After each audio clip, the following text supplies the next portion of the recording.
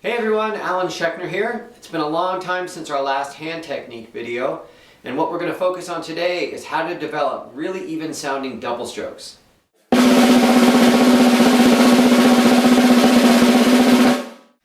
In this lesson, we'll not only talk about how to physically play doubles, but also how to play them in a wide range of dynamic levels.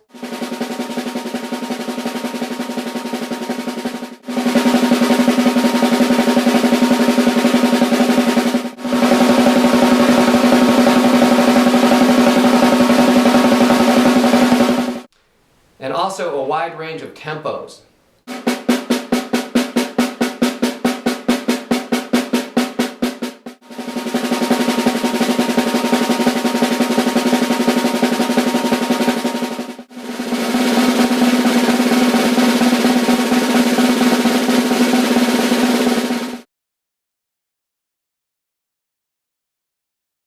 So the easiest way to get started is to play very lightly.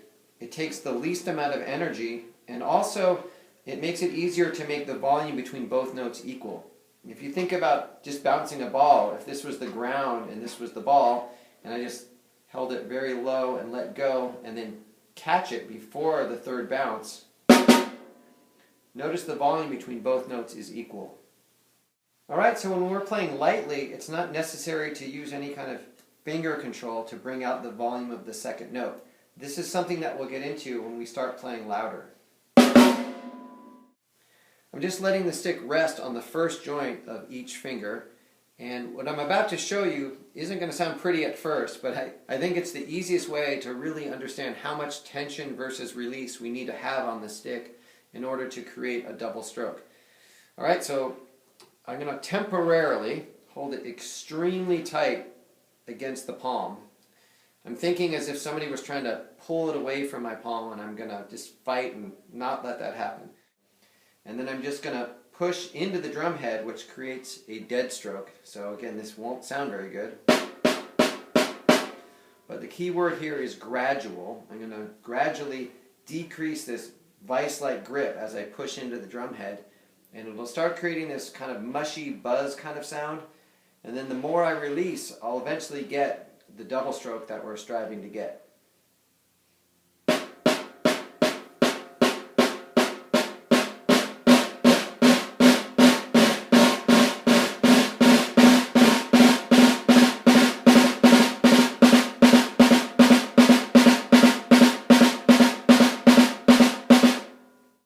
In case you're wondering why I'm playing both a snare drum and a practice pad, I actually do most of my technique practicing on a pad. And there's a couple reasons for this. Number one, the pad doesn't have the same resonance as a snare drum. So when I play, if there's any inaccuracies in my playing, I'm really going to notice it. And once I can get a lot of clarity, when I bring that over to the snare drum, it just sounds bigger than life.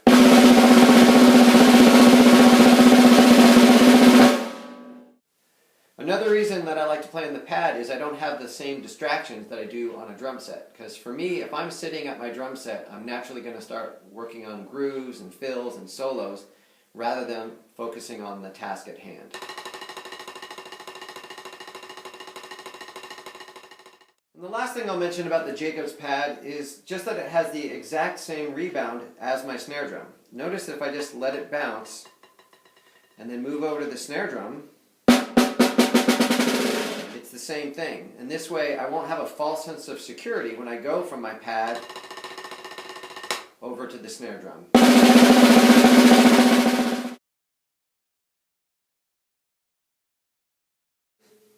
If you watch this without the sound on, the down motion is the same whether I'm playing single strokes or double strokes.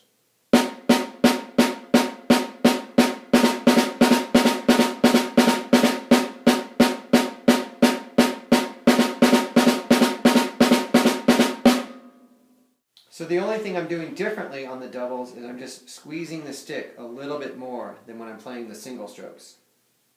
So I'll demonstrate this one more time, and just notice the only change that happens is on the singles I'm very loose like this, and then on the doubles I just apply just a little bit more tension in order to create two bounces.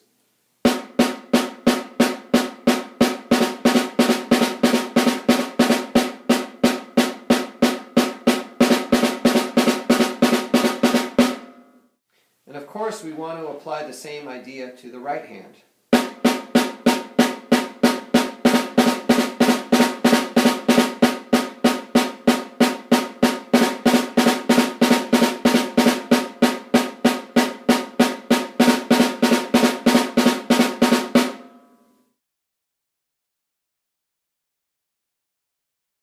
When we have both hands going back and forth, we're now playing twice as fast as we were when we were playing one hand at a time. So this is the sound we're going to produce.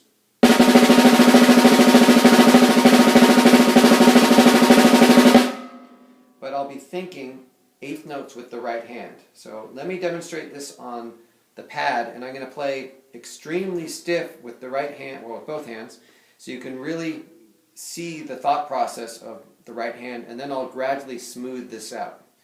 So we're playing 1 and 2 and 3 and 4 and 1 and 2 and 3 and 4 and 1 and 2 and 3 and 4 and 1 and 2 and 3. Alright, so even though we're getting a flurry of notes, I'm really thinking 1 and 2 and 3 and 4 and 1. Just eighth notes with the right hand. So before we start talking about power, I think it's really important to talk about timing. My favorite exercise is to play 1 bar of single strokes followed by 1 bar of double strokes along with a metronome.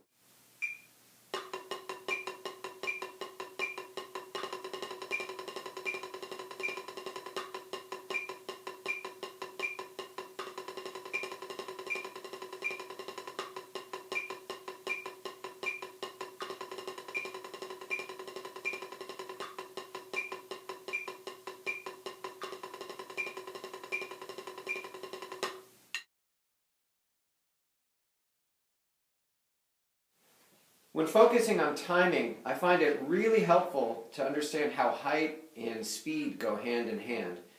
In other words, again, going back to bouncing a ball, if I were to hold the ball really low and just let it bounce twice, notice it's going to bounce really fast compared to if I drop it from up here.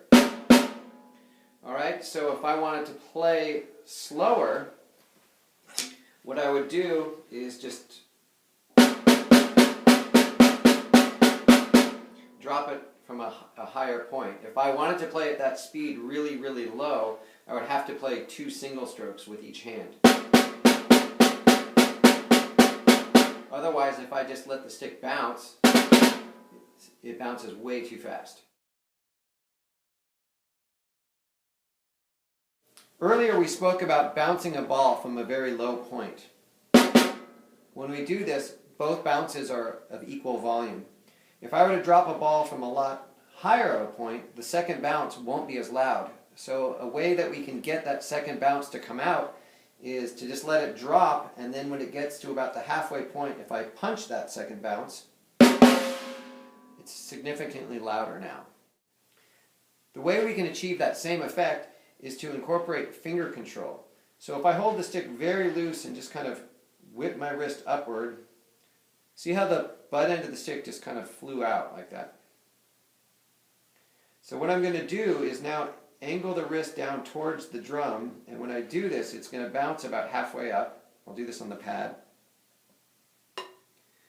And then with the back 3 fingers, I'm going to pull it into the hand, and then I'm going to relax. Okay, so here it is in up, and now I'm going to let it bounce, pull, release. Here it is on the drum.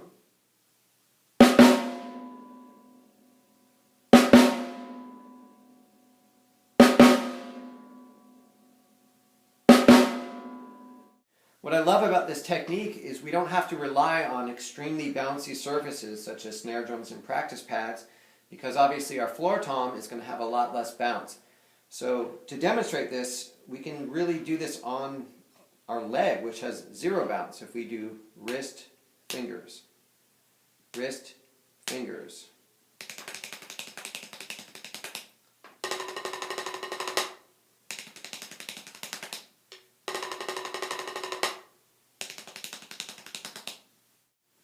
I find the easiest way to understand just how much finger control is needed in order to play at certain volumes is to start off playing very, very light, because at this volume, again, we don't need to pull the second note. If I start coming up and I don't pull the second note, we get loud soft.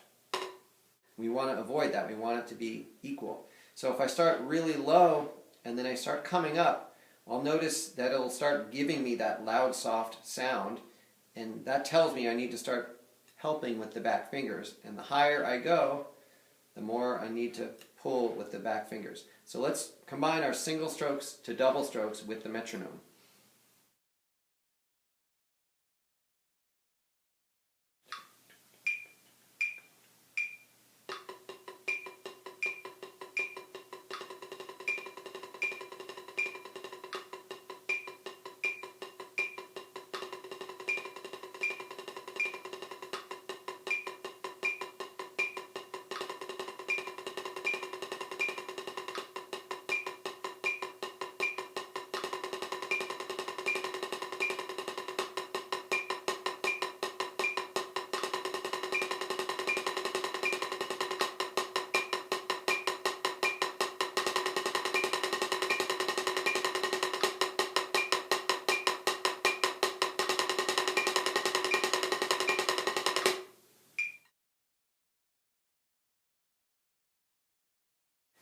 A great way to make sure that we're getting the clarity in our doubles is to play a 9-stroke roll, which is right, right, left, left, right, right, left, left, right.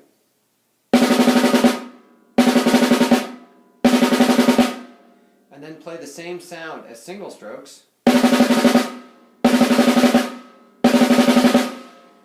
then from here, randomly switch between the two ideas, record it, and then when you listen back, hopefully we won't know which one is which.